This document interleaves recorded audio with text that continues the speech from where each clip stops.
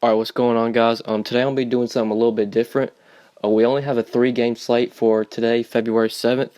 So instead of just giving you guys a lineup, I'm actually going to go position by position and sort of break down the slate. I figured this will give you guys a good understanding of this slate and should help you create your lineup. I'm still going to give a lineup after I break down the slate. But yeah, let's just go ahead and hop right into it. Alright, starting off at point guard, you got Damian Lillard as the most expensive point guard. I guess he's definitely in play. It's only a 3-game slate, so you don't have really many options. It says he's a game-time decision, but he's actually probable for this game, so he should be playing. Under him, you have Kemba Walker. He's a little bit cheaper than Dame. I would definitely go Walker over Dame. Walker gets a terrific matchup at home against Brooklyn. They play up in pace, and they're a very bad defense. So I definitely like Walker. I definitely think he's the top point guard on this slate.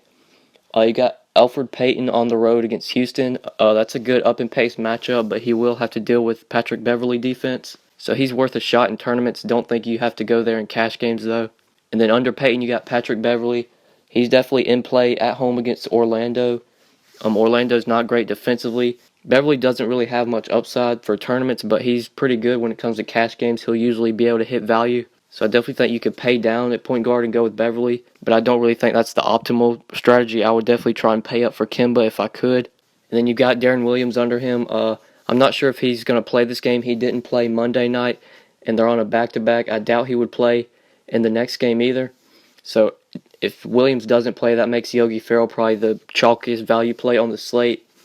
Ferrell's probably going to be over 70-80% owned if Williams doesn't play, but for good reason. I mean, he's just too cheap. He plays 30-plus minutes. So if Darren Williams doesn't play, you can definitely look at Yogi Ferrell, probably the top value play on this 3-game slate. And that's pretty much it for point guard. All right, at shooting guard, this is definitely a pay-up for James Harden's slate. Anytime James Harden or Russell Westbrook are on a 3-game slate, you got to find a way to jam them in. If you ever fade Harden or Westbrook on a small slate, there's definitely going to be a lot of risk there. For cash games, just go ahead and plug Harden in and don't think twice about it. For tournaments, you can fade him, but there's going to be a lot of risk there. If he goes off and you don't play him on a 3-game slate, he's going to be so heavily owned that if you don't play him and he goes off, your lineups are going to be pretty much dead. So I would just plug in Harden on this slate and don't think twice about it. Other shooting guards, you got C.J. McCollum against Dallas. That's not a great matchup for McCollum. Dallas does play at a slow pace, but he's definitely in play, in my opinion, on a 3-game slate. Under him, you got Nicholas Batum. He gets a terrific matchup at home against Brooklyn, so I definitely think he's in play. I'd probably play Batum over McCollum if you're choosing between them two. And then in the cheaper range, you got Seth Curry. Curry's price has really risen lately, and I don't really know if I could play Seth Curry for $20. I think that's way too expensive for him. He's in play, though, if you want to play him. I just think he's too expensive. He does get a solid matchup, though, against Portland. Portland's not great defensively, and they play up in pace. So Curry's in play, but I probably won't be using him just because I think he's way too expensive. You got Evan Fournier. He's relatively cheap at only $18. He does get a solid matchup against Houston. He's definitely in play. His price has dropped, though, because he has been struggling. In his last 5 games, he's put up 18, 11, 20, 37, and 16 fantasy points. Fournier, I don't know if I'd use him in cash games just because, as you can see, he's kind of risky. But in tournaments, he definitely has the upside. This will probably be a high-scoring game against Houston. They play up in pace. So I like Fournier for tournaments. Given his price tag, you might could use him in cash games just because if you think he should be able to exceed value. He could easily get you 20 fantasy points, but there could be a chance he busts and puts up like 15 or less. So I like Fournier for tournaments and don't really think you could use him in cash games, but that's your choice. And at the same price tag, you got Eric Gordon. He's definitely in play, in my opinion. If I was choosing between Fournier or Gordon, I would probably go Gordon. He gets the better matchup at home against Orlando.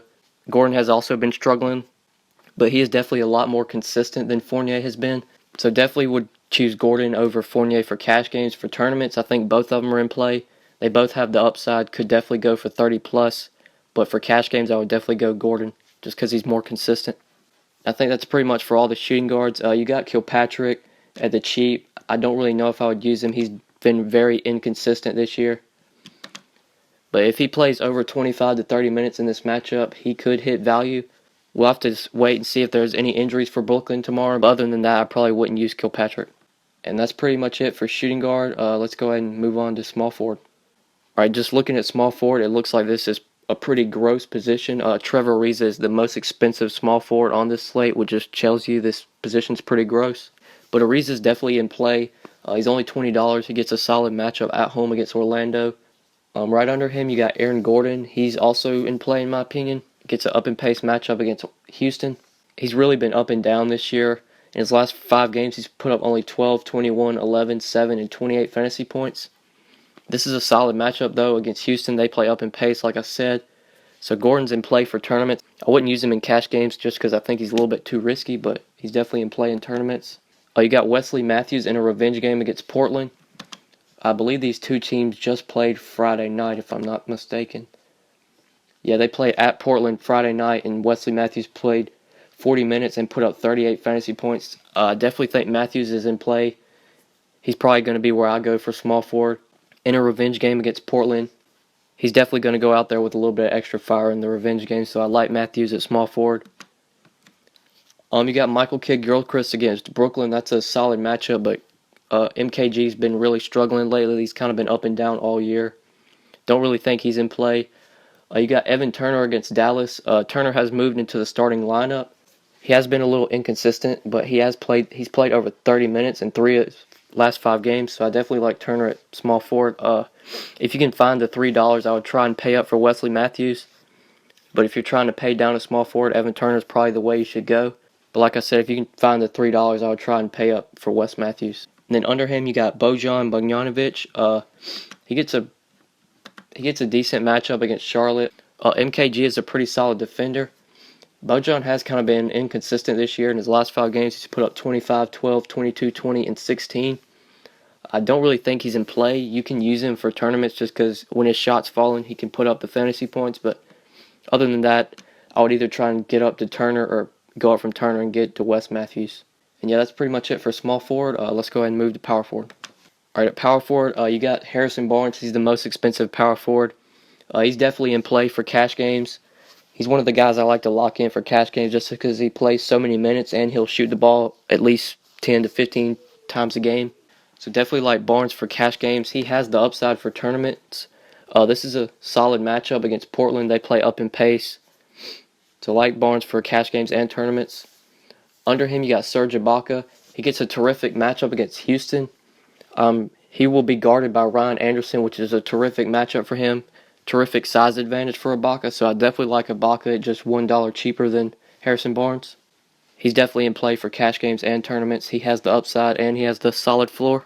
And then under Ibaka, you have Ryan Anderson. I would only use Anderson for tournaments just because if his shot's not falling, he'll definitely bust. But when his shot is falling, he'll put up 30 to 40 fantasy points. So I like Anderson for tournaments, but I really wouldn't use him in cash games. I would go to Ibaka or Barnes for cash. The other power forward I would look at would be Marvin Williams. He's actually been really picking it up lately. In his last 3 games, he's put up 22, 21, and 40 fantasy points. He's only $15 on Yahoo, which is relatively cheap. I like Williams in this matchup. It's a terrific matchup at home against Brooklyn. They play up in pace, very bad defense. So definitely like Marvin Williams at power forward if you're looking to pay down there. Frank Kaminsky started on Saturday and put up 23 fantasy points against the Jazz. He played 31 minutes.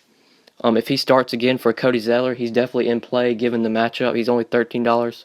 Gets a terrific matchup at home against Brooklyn. So if Cody Zeller's ruled out and Kaminsky gets the start, I definitely like Kaminsky if you want to go cheap and pay down. And that's pretty much it for power forward. Let's go ahead and move on to center. All right, at center, you got the most expensive center, which is Nikola Vucevic. He's definitely in play against Houston, up and pace matchup. Vooch is one of those guys I like to lock in for cash games because he always gets the job done. He hardly ever busts. So definitely like Vucevic. Under him, you got Brook Lopez. Lopez is the guy I'd probably target here, just given his price tag and the matchup. If Cody Zeller doesn't play, Lopez would probably be guarded by Frank Kaminsky. That's a terrific matchup for Lopez. He should absolutely dominate. And Lopez has just been crushing it all year, and he's way too cheap, so I definitely like Lopez. Think he's probably the best center play. It's probably a toss-up between him or Vucevic, but I would lean towards Lopez in my opinion. And at that same price tag, you got Mason Plumlee. Plumlee's in play for tournaments. He'll probably be lower owned given Lopez and Vucevic will probably carry all the ownership. So you can play Plumlee. He'll probably be lower owned, but for cash games, I would definitely go for Lopez or Vucevic. And then under Plumlee, you got Dirk. In the game Friday against Portland, Dirk played 32 minutes but only put up 19 fantasy points. If he plays over 30 minutes, he could be in play, but if I were you, I would just try and pay up for Lopez or Vucevic. Under him, you got Clint Capella. Clint Capella is actually a pretty solid play. I definitely would play Capella over Dirk if you're looking to go cheap at center. Capella's actually been really consistent lately. In his last 5 games, he's put up 26, 20, 24, 36, and 25 fantasy points. And he's only $17 on Yahoo, which is relatively cheap. So if you're looking to pay down at center, I would definitely look towards Capella. He's way too cheap, and this is a pretty solid matchup against Orlando. So yeah, if you're looking to pay down at center, I would look towards Capella. Alright guys, so that's going to be the slate breakdown for Tuesday, February 7th. I'm going to go ahead and give you guys a lineup, and then I'll close it out. Alright guys, so this is the lineup I constructed for Tuesday, February 7th. If you guys have any questions, please be sure to leave them in the comments, and I'll answer them. Please let me know, guys, if you'd rather see these slate breakdowns instead of me just giving a lineup. I decided to do this breakdown just because it was a 3-game slate. Instead of just giving you guys a lineup, I figured I'd go like position by position and break down the slate. I can actually do this for all the slates if you guys would want me to. Please leave a comment what you would rather me do. If you would rather me actually break down the whole slate or just give out a lineup, please let me know in the comments. Leave a comment, guys. But anyways, thanks for watching. Please like and subscribe, and we'll see you in the next video. Peace.